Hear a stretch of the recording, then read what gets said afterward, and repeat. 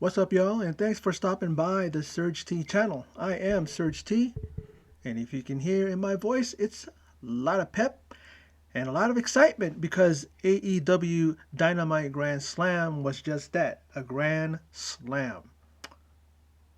And this is my video for Dynamite Grand Slam for the September 22, 2021. My rundown and thoughts, and let's get to it. 20,177 fans in attendance for Dynamite Grand Slam. That comes to us courtesy of good old JR, who lets us know. And they start off with a bang. Why not start off with Bryan Danielson versus Kenny Omega? Bryan Danielson, the American Dragon, comes out to Flight of the Valkyries, his theme song, which I love. I love when he comes out to it. Came out to a version of it in WWE, but I like how it is here. It's like with CM Punk. I like the version of Cult of Personality here in AEW, and it's just great. But let's go on to this match. Omega, he then comes out, and my God, what is up with Justin Roberts and that cringe announcing? When he goes, what is that thing that he does with that North Carolina thing? From the East Coast, North Carolina. I'm like going, what are you doing, man? It's probably the worst thing that he says when he commentates. I mean, commentates when he in ring announces. That's probably the only negative thing I'm gonna say in this thing. And I'm just like, what is that? Is there a purpose to that? I mean, those of you who are Kenny Omega fans, I know you guys probably know why he says it, but it's like even not it's not even what do you call it, pleasing to my ears. I had to fast forward that, or I not to fast forward. I just muted it until I kind of thought to know when he was going to stop saying that stuff because it really is cringy. I don't know. And let's get on with it. The crowd, man. The crowd was popping and loud. WWE has nothing on this crowd. And WWE, I don't believe, have to pipe in applause. WWE seems to have to do that. And I got called out recently, called a bald asshole and an AEW asshole because on a video, the Raw video I did, I talked about Dr. Britt Baker and Ruby Soho's promo they cut on Rampage and said that that's what Charlotte and Alexa Bliss were trying to do. And then some person calls me out, and I'm going, it didn't bother me. It just makes me laugh. You know what I mean? Because, like I said, I'm an AEW fan and I am a WWE fan. I'm not, so if I see something that I don't like, I'll compare it to the other if there's a better comparison. And there was no comparison. Nothing, they have nothing on Ruby and Britt. And I'm going to stand by that. Let's move on. Now, a chop from Omega doesn't phase Danielson. He's against the ropes. Just kind of dust it off. But a kick against the ropes drops Omega not only once, but then later on he drops him again. Now Danielson working over the left shoulder arm of Omega, setting up for the label lock. Smart. But Omega turns the tables, much like both men have been doing throughout this match, back and forth, and the champ just giving chops. But Bryan is absorbing them and chopping back. Now, but Omega ain't giving up this fight and is dissecting the man who claims that this is the best Bryan Danielson you have ever seen. And we see it. Classic Danielson, who does what we see also it does in the WWE. He does that backflip off the top turnbuckle. He goes off the ropes, he ducks underneath, and he delivers that flying elbow, flying arm, whatever you want to call that move. But every time he does it, he always connects. I love that. But old Happy Feet, that's what they call Omega. He flies over the top rope as nails Danielson on the floor below. And then now out on the rampway, and Danielson was connecting with those yes kicks, but Omega connects with that quick snapdragon suplex onto the plexiglass that's over the LED screen, so there's no give there. No give. And then again, does the rampway ever have any give? Not really, you know. And then Omega sets up and connects with that V trigger, probably the most stiffest one I've ever seen on Danielson, as he is outside the ropes and his head is laid up against the outside ropes and he gets connected on. Now Omega then tries to snapdragon suplex Danielson off the top turnbuckle, but the American Dragon delivers an avalanche backdrop suplex.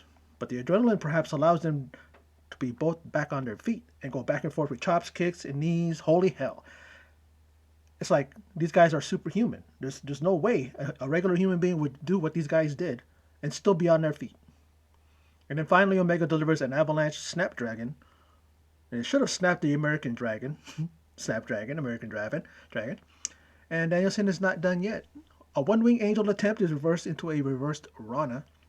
And Danielson goes for the running knee, but Omega lifts him up and slams him down and delivers a V trigger and gets a near fall. Holy Sheeta. Now Omega goes to the top and misses the Phoenix Splash. Looked like it would have been a beautiful move if he had connected, but Danielson got out of the way. And then Danielson and Omega are just tearing into each other, with Danielson connecting with that final kick after a series of yes kicks. He was trying that before.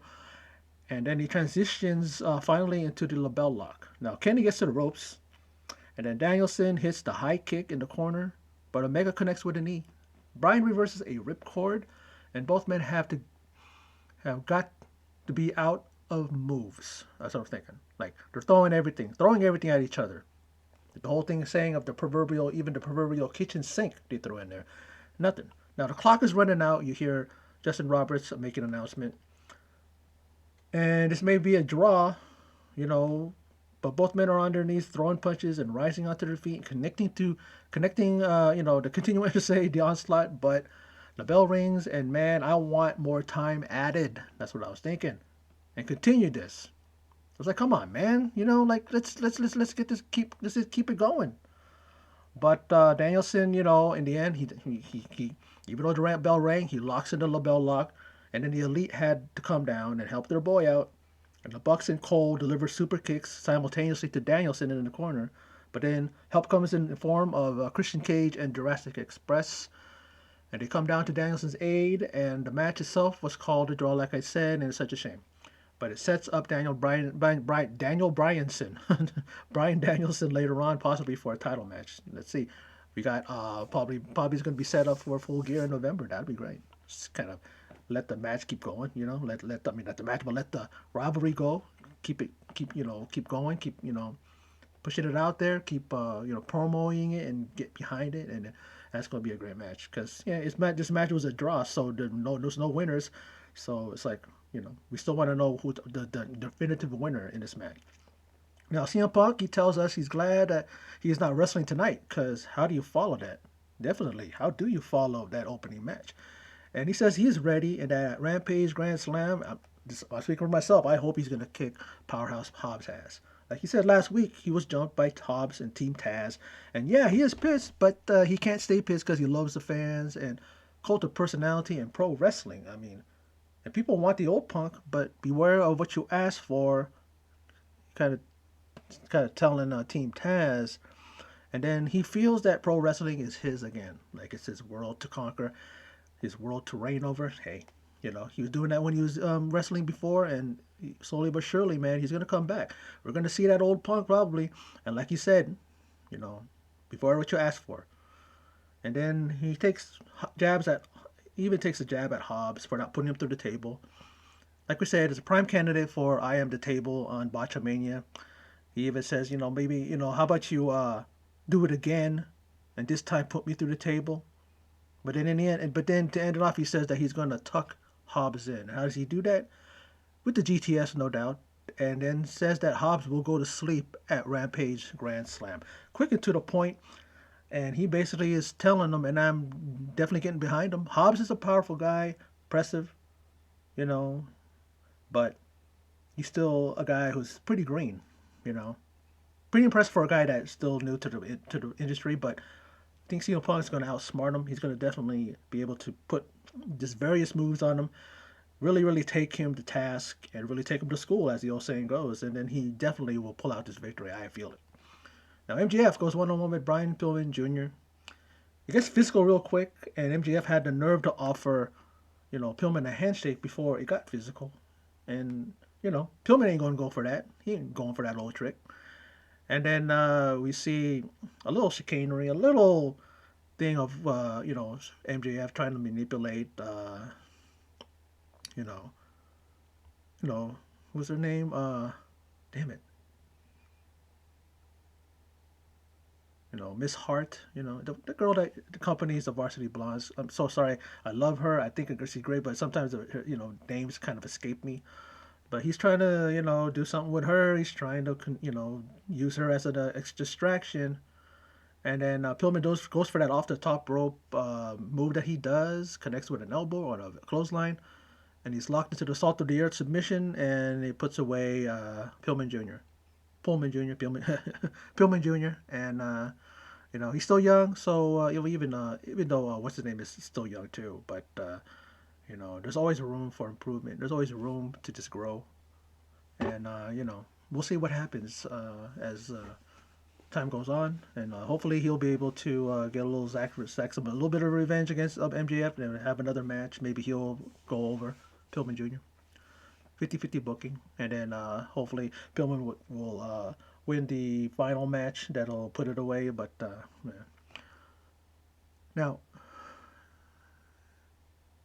Jack Hager and Jericho are feral, hungry, and rabid, and ready to snack on some MMA meatheads.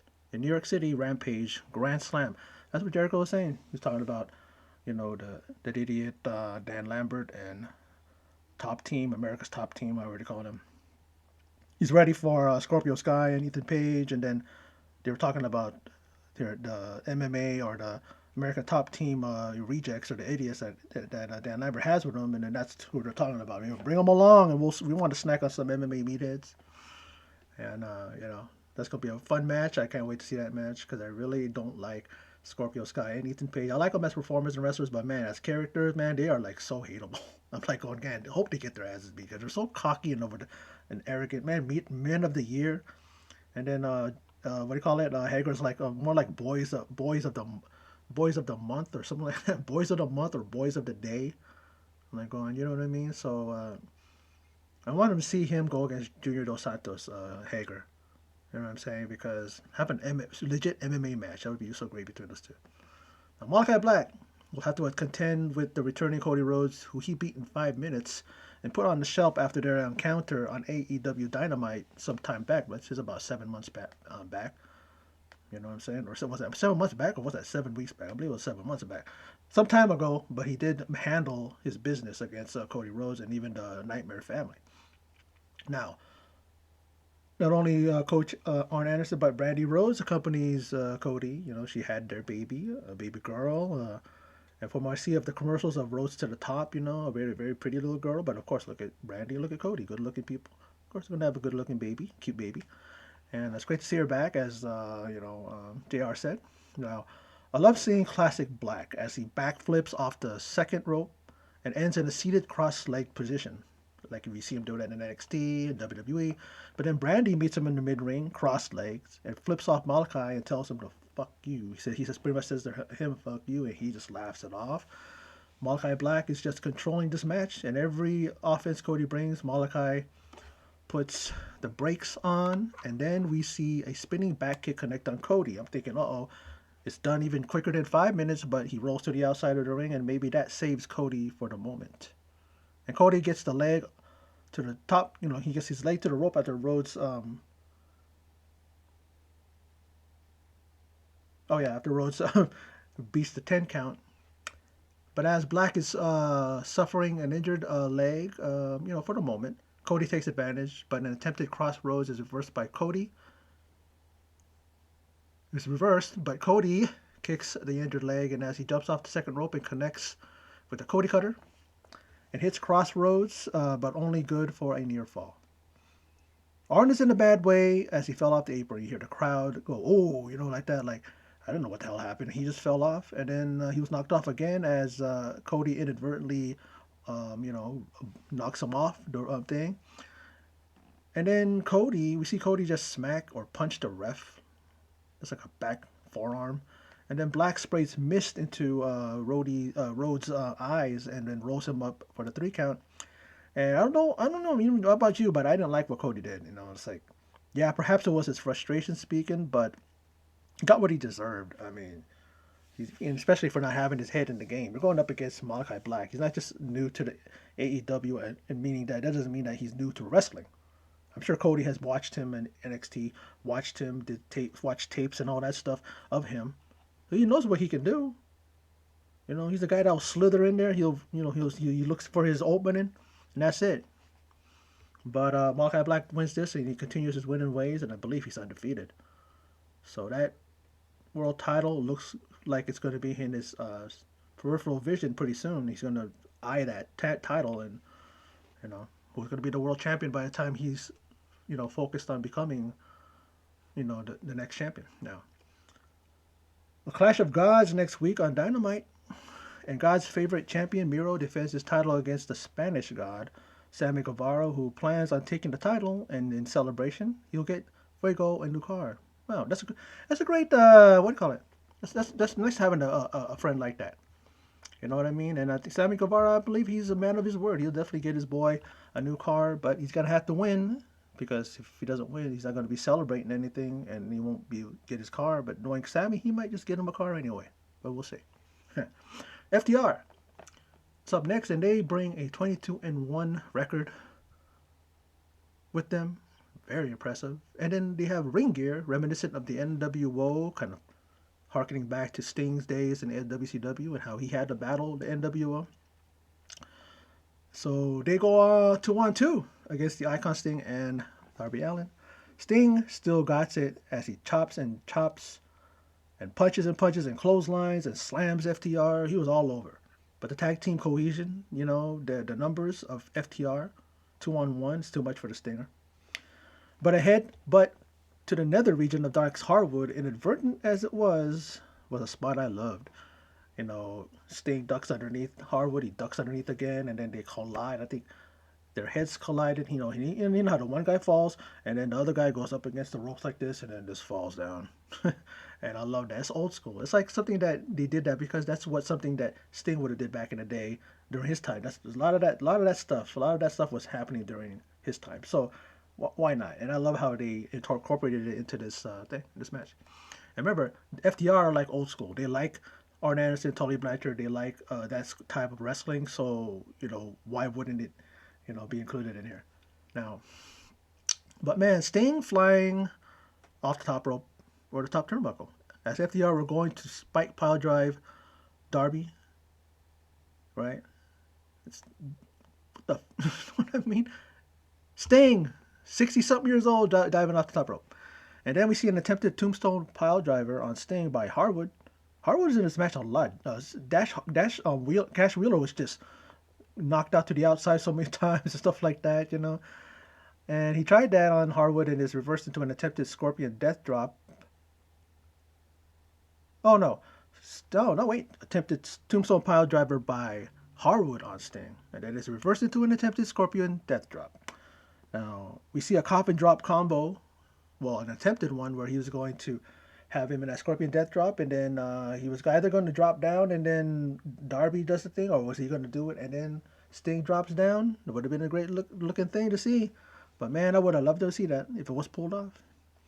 But the Stinger delivers Stinger splashes to FTR, and narrowly Stinger splashes a steel chair propped in the corner. And the corner buckle. And instead sends Harwood into it and gives Tully a stiff shot for his troubles. That troublemaker, Tully, he's the one that set up that damn steel chair, and I think they're starting to build up a thing for those two to finally collide, and I can't wait to see that. It's gonna be fun, old school. But they both can still go. Remember when Tully wrestled before with FTR? I think it was a 6-man tag, and he looked good. He did that. He did that springboard, or what's we call that, a slingshot suplex, which he nailed. It was so great.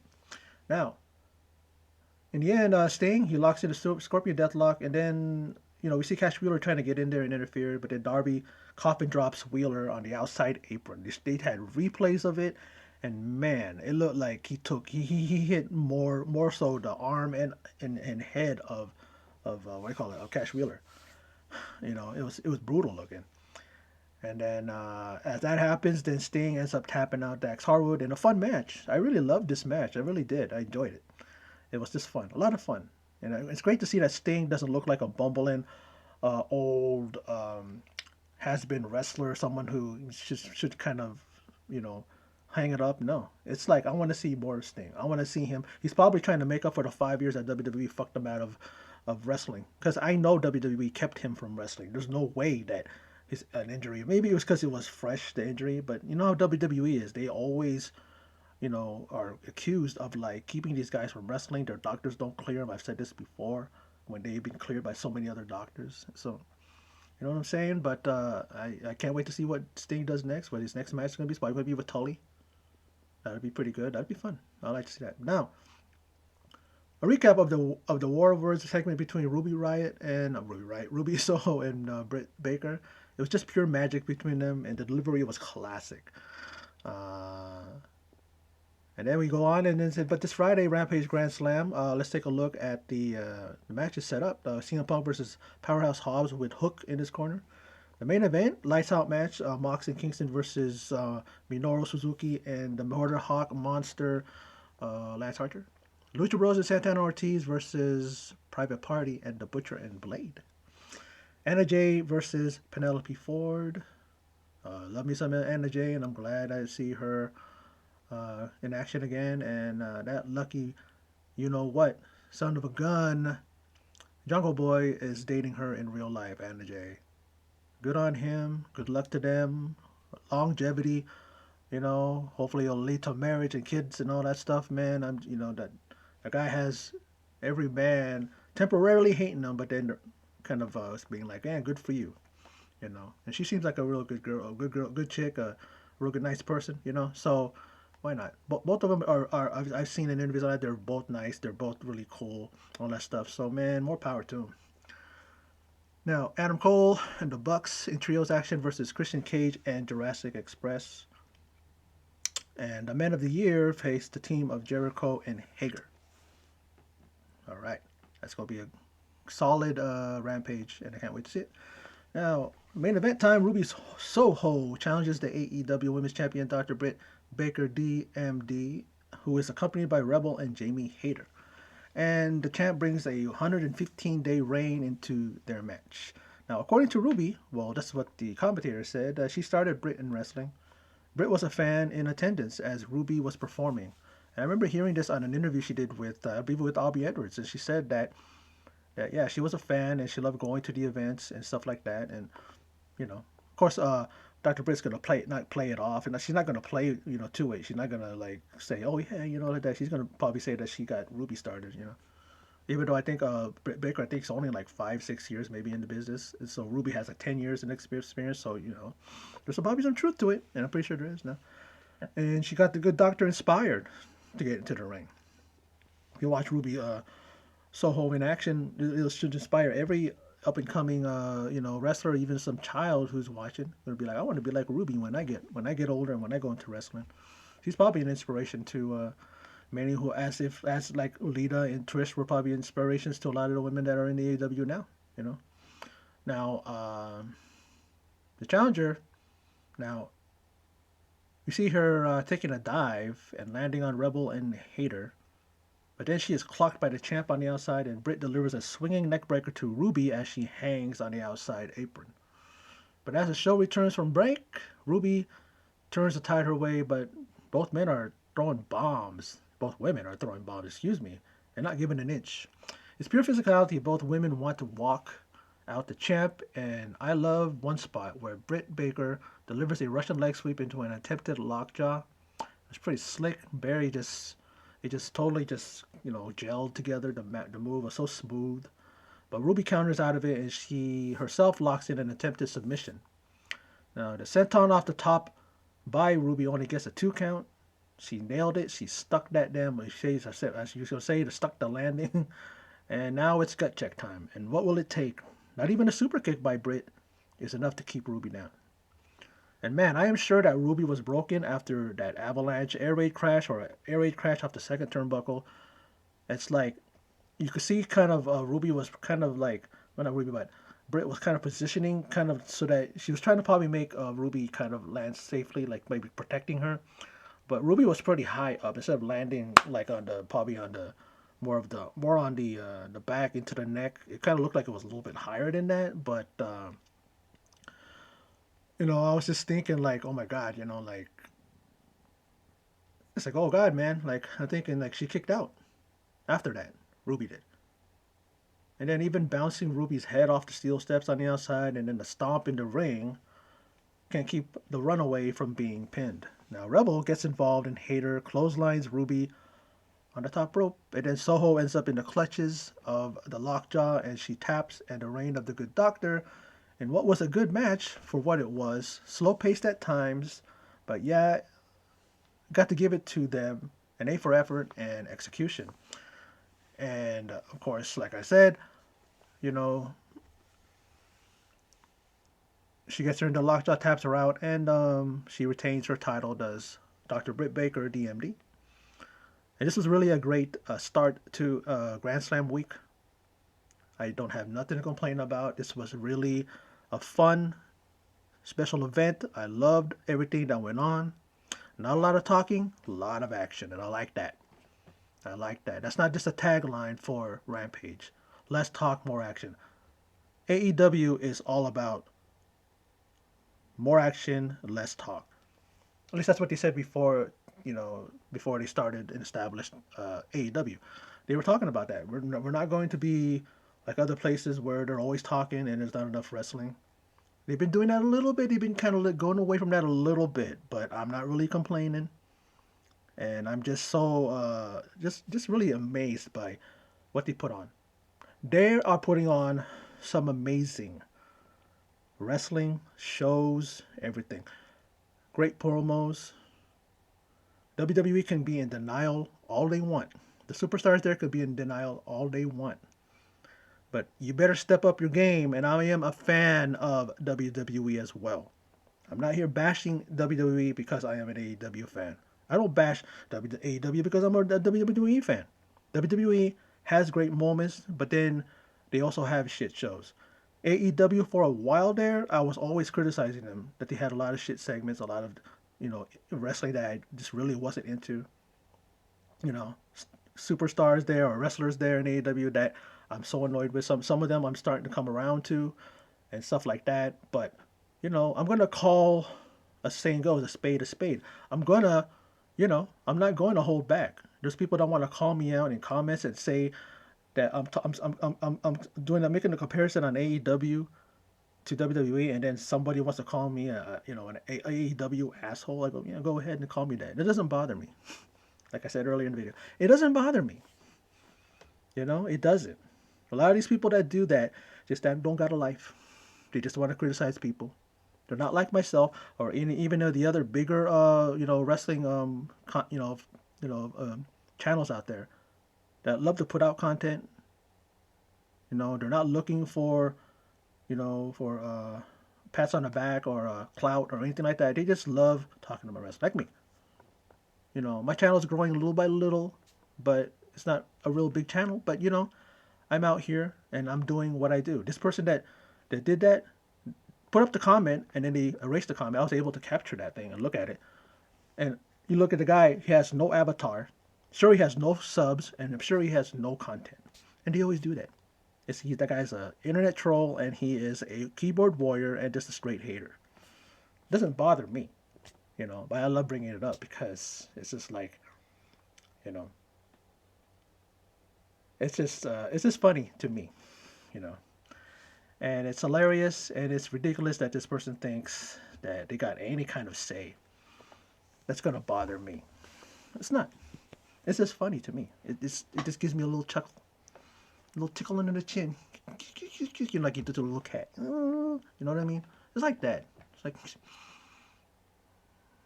But anyway, that's my video. So for those of you who stopped by and checked it out, I appreciate it. I appreciate you watching this video of AEW Dynamite Grand Slam. My rundown and thoughts. So again, for those of you who stopped by and checked this video, I appreciate it. And in closing, as always, take care.